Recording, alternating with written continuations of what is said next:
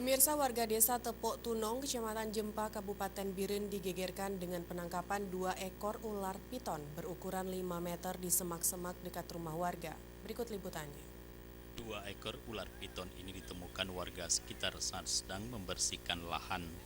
Tiba-tiba dari semak-semak itu terdapat satu lubang yang berisi 2 ekor ular piton yang berukuran 5 meter.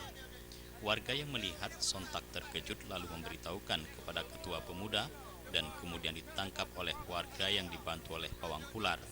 Penangkapan ular tersebut dilakukan dengan cara manual, hanya menggunakan seutas tali, kemudian mulut ular dilakban agar tidak bisa menggigit lagi.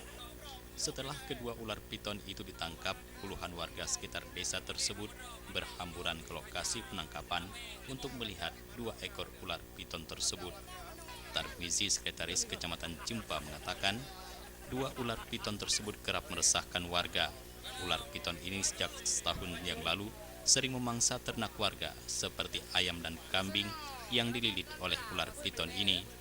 Setelah ditangkap, kedua ekor ular piton tersebut dibawa ke lapangan bola kaki setempat untuk dipertontonkan kepada warga sekitar. Dan selanjutnya pihak desa akan menyerahkan kedua ular piton ini kepada tim BKSDA. Ternak yang sering hilang, bebek, ayam itu kebanyakan milik Bang Nasir.